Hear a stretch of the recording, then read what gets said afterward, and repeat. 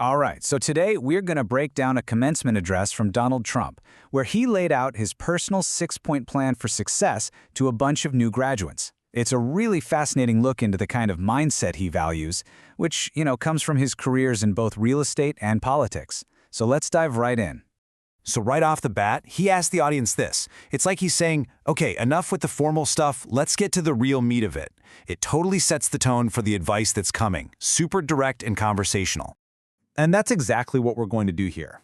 We're just going to neutrally break down these 6 pieces of advice. We'll look at how he framed each one, the stories he told to back them up, and what it all tells us about his core philosophy on how to get ahead. Okay, so first up, he tackles mindset. And this is key. The first 3 lessons aren't really about specific actions, what to do. They're all about how you should think and feel as you're just starting out. It's like he's saying you got to build the engine first before you can even think about driving the car. And lesson number 1, it's a big one. He basically says, forget the idea that you need decades of experience to make a real impact. He completely flips that script. He argues that being young is your superpower. It's when you have all this energy and you absolutely have to use it, right now.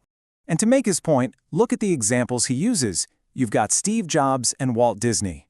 Then he even throws in Hamilton and Jefferson, America's founding fathers. And then he puts himself on that same list. By doing that, he's making a pretty bold statement, isn't he? He's framing that early ambition not just as a good idea, but as something that literally defines people who change the world. The message is pretty simple. Don't wait. Go fight for it from day one. Okay, lesson number 2 shifts gears a little, from ambition to passion, and he keeps it super simple. You have to love what you do. He says he almost never sees someone who's truly successful who doesn't absolutely love their work. For him, it's just not optional. It's the key ingredient. And he tells this story about his own dad to really drive the point home. He described him as a workaholic who was on the job 7 days a week, not because he had to be, but because he just loved doing it. And that's the whole point, right? When you have that kind of passion, work stops feeling like work. It becomes fun. And that's the fuel that lets you keep going for the long haul. All right, lesson 3. This is where ambition gets strategic. His logic is, well, it's pretty straightforward. He says it takes just as much energy and causes just as much stress to solve a small problem as it does a big one. So why bother with the small stuff? If you're going to put in the work anyway, you might as well aim for a result that's, in his words, just amazing. Okay, so we've covered the whole mindset piece. Now let's shift over to the method. The next couple of lessons are all about the how. It's not just about how you should think anymore, it's about what you should actually do. We're talking action and strategy here. So for his 4th point, which is all about hard work, he actually borrows a quote from the famous golfer Gary Player, and it's a great one. The idea is so simple, but so powerful. Luck isn't something that just happens to you. It's something you can actually create just by working your tail off. Hard work leads to good breaks, period. Now, lesson number 5 gets a little more abstract. It's all built around a single word, momentum. And, that can be a tricky concept to explain. So to make it feel real, he tells this incredible story, a real cautionary tale about another giant in real estate named William Levy. And this story is just the perfect example of what happens when you hit the brakes. I mean, this guy, Levitt, he was at the absolute top of his game. He built an empire, cashed out for a fortune, and retired. But then, after 15 years of just enjoying life, he got bored and tried to jump back in the game. And it was a total disaster. The magic just wasn't there anymore. The world had moved on, and in a way, so had he. And this is the punchline of the whole story. Trump says he asked Levitt, what happened?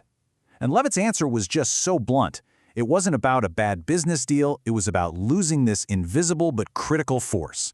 The lesson is that momentum is something you have to ride, you have to respect, and whatever you do, you cannot let it go.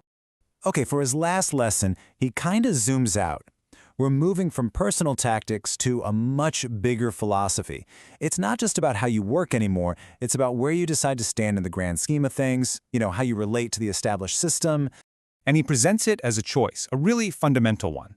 You can play it safe, follow the rules, take the conventional path. Or you can choose to be an outsider. Now that path is way riskier, and you're going to face what he calls ferocious resistance. But he argues it's the only path that can actually lead to changing the world and getting those huge rewards.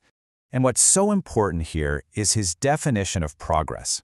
In his view, progress isn't some gentle evolution. It is disruptive by its very nature. It only comes from people who look at a broken system and instead of just shrugging and accepting it, they find the courage to challenge it and try to fix it, even when it's the hardest road to take. So there you have it. You've got the mindset, you've got the method, and you've got this whole Maverick philosophy. So what does it all look like when you put the 6 pieces together? Well, here it is. It all starts inside, right? With passion and ambition. That's the fuel for the external stuff, the hard work and keeping that momentum going. And the guiding principle for the whole thing? Being that disruptive outsider. These 6 points, they all weave together to form the complete blueprint for achievement that he laid out for those graduates. Which, of course, brings us to the big question at the end of all this. Is this a universal blueprint for success that anyone can just pick up and use? Or is it really a philosophy that only works for a certain kind of person? You know, someone who is totally comfortable with high risk and constant conflict. The answer probably has less to do with the advice itself and a whole lot more to do with the person trying to follow it.